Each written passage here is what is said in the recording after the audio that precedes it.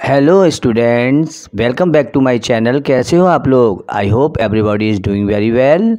हिंदी, अब हम 12th class 12वीं क्लास का हिंदी का बितान भाग 2 चैप्टर का नाम है सिल्वर वेडिंग।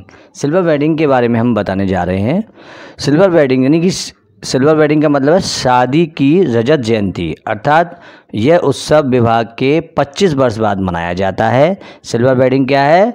जो शादी के 25 वर्ष बाद मनाया जाता है, यही सिल्वर वेडिंग होती है। सिल्वर वेडिंग शीर्षक कहानी में मनोहर श्याम जोशी यानी कि मनोहर श्याम जोशी द्वारा ये सिल्वर वेडिंग लिखी गई है। तो मनोहर श्याम जोशी ने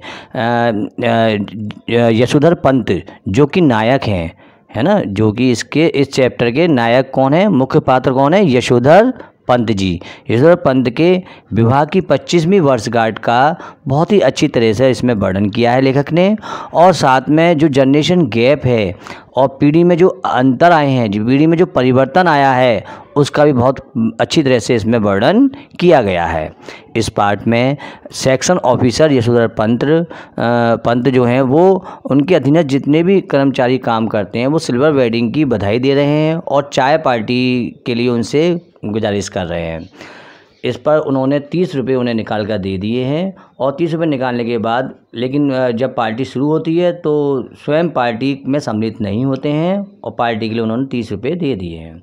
यशोधर बाबू को कृष्णानंद पांडे हैं, यशोधर बाबू को किशंदा का पूरा नाम क्या है? कृष्णानंद पांडे ने नौकरी पर लगाया था, है ना। वह अपने व्यवहार में किशनदा का अनुसरण करते हैं। वह अपने व्यवहार में किसका अनुसरण करते हैं? किशनदा का। किशनदा की तरह ही वह ऑफिस प्रतिदिन जो है डेली के डेली ऑफिस जो है आते हैं, टाइम पर आते हैं, टाइम पर जाते हैं। फिर उसके बाद में वो मंदिर में जाते हैं, प्रवचन सुनते हैं और घर से ऑफिस, ऑफिस से घर वह पैदल ही आते जाते हैं। ऑफिस का समय तो केवल 5 बजे तक है, लेकिन वो घर पर रात्रि 8 बजे तक घर पर पहुंचते हैं।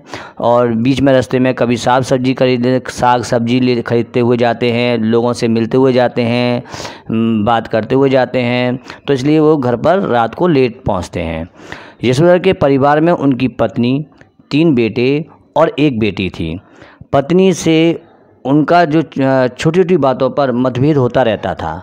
उनका बड़ा लड़का था, वो विज्ञापन कंपनी में 1,500 रुपये प्रति माह पर नौकरी करता था। दूसरा बेटा IAS ऑफिसर की तैयारी कर रहा था। बेटी भी शादी के तमाम प्रस्तावों को अस्वीकार कर देती थी और उच्चतम शिक्षा के लिए वह अमेरिका चले जाने की धमकी भी देती थी, यानी कि वह हायर एजुकेशन प्राप्त करने के लिए अमेरिका चले जाने की धमकी भी दिया करती थी और शादी के लिए जो भी आता था उन सबको वो रिजेक्ट कर देती थी। यशोधर बाबू की पत्नी अपने बच्चों की बहुत तरफदारी करती थी। वह कुल, परंपरा, धर्म, कर्म को ढकोसला बताती थी और बेटी के कहने पर वो मॉडर्न बनने का दिखावा भी करती थी। कुछ दिन पहले ही जो है पंत जी के घर पर उनके साइकिल से दफ्तर जाने पर हंगामा हुआ, क्योंकि उनके बेटों को लगता था कि समाज में उनकी रेपुटेशन कम होती जा रही है। बेटा चाहता है कि पिताजी साइकिल से न जाकर स्कूटर से ऑफिस जाया करें, इसलिए वो अधिकतर पैदल ही चले जाया करते थे ऑफिस। उसके बाद में ये जब उसको सम्मान को ठेस पहुंच रहा था। उसके बाद वह चाहते थे कि बच्चे पूरा आदर करें उनका, यानी जो यशोधर जी हैं वो क्या चाहते थे कि बच्चे उनका आदर करें, हर बात में उनकी सलाह लें और उनकी सलाह को बच्चे पत्थर की लकीर समझें। परंतु ऐसा नहीं होता था। बड़ा बेटा अपना जो भी वेतन आता था उसे घर में न देकर चीज़ें जोड़ने में खर्च कर देता था। यशोधर की इच्छाओं का वह किसी को भी ध्यान नहीं था। वहाँ पर यशोधर की इच्छाओं का कोई भी ध्यान नहीं रखता था। एक दिन जब वह ऑफिस से घर पहुंचे तो उन्होंने देखा कि घर में सजावट हो रही है, मेहमान बड़े खुशी होकर आ रहे हैं। देखकर वह आश्चर्य में पड़ गए। बाद में पता चला कि आज उनकी सिल्वर वेडिंग मनाई जा रही है। यह सब इंतजाम बच्चों ने किया, लेकिन बच्चों ने सुबह तक तो उन्हें इस संबंध में कोई भी चर्चा नहीं की उनसे। इससे उनको बहुत दुख हुआ। उन्होंने कहा सुबह तक तो इस बारे में कोई चर्चा नहीं गई और मेरे पीछे जो है ये लोग मेरी सिल्वर एनिवर्सरी बना रहे हैं। बच्चों के आग्रह पर उन्होंने केक काटा, परंतु उसे खाया भी नहीं। क्यों नहीं खाया? क्योंकि केक में अंडा पड़ा हुआ था। इसलिए नो फॉर्मेलिटी कहकर वह संध्या करने चले गए। सभी मेहमानों के चले जाने के बाद यशोधर बाबू संध्या से उठकर आए तो बड़ा जो बेटा था, जिसका नाम भूषण था, बड़े बेटे का नाम भूषण था, वो उपहार लेकर आता है और कहता है पिताजी ये मैं आपके लिए लाया हूँ, ऊनी गाउन है। आप जब पिताजी ने उसे खोला तो उसमें ऊनी गाउन निकला और बच्चे ने कहा कि मैं ये आपके लिए लाया हूँ। तो उस पर पिताजी देखकर तो खुश हुए, लेकिन साथ में उसने लड़के ने ये भी कह दिया कि आप फटा पुराना गाउन पहनकर दूध लेने चले जाते हो, इससे हमें बहुत ख़राब लगता है। अब आप ये नया गाउन पहनकर दूध लेने के लिए जाया करो। यह सुनकर यशोधर बाबू को बहुत बुरा लगा।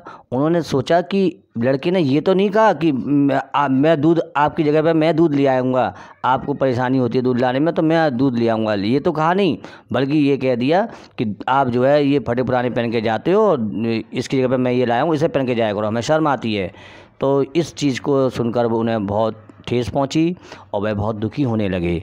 इसका मतलब यहाँ पे ये कहानी ख़त्म हो जाती है और इसमें ये बताया जा रहा है कि पीढ़ियों के बीच में जो अंतर आया है, यानी कि जो जनरेशन है, उस जनरेशन गैप में जो परिवर्तन आया है उसके बारे में इसमें बहुत अच्छी तरह से बताया गया है कि जो नई पीढ़ी है वो ये चाहती है कि पुरानी पीढ़ी हमारे अनुसार चले, जो पुरानी पीढ़ी है वो ये चाहते हैं कि नई पीढ़ी हमारे अनुसार चले।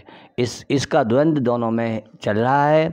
इसमें हमें ये ध्यान रखना चाहिए कि जो हमें अपने बुजुर्गों का ध्यान रखना चाहिए और उनकी सेवा करनी चाहिए, उनके मान सम्मान को ठेस नहीं पहुंचनी चाहिए। हमें इस बात का ध्यान रखना चाहिए। आधुनिकता के दौर में हम मानवीय मूल्य खोते जा रहे हैं, अतः हमें बड़ों का आदर करना चाहिए क्योंकि वह हमारा भला ही चाहते हैं। इस बात का हमें ध्यान रखना चाहिए।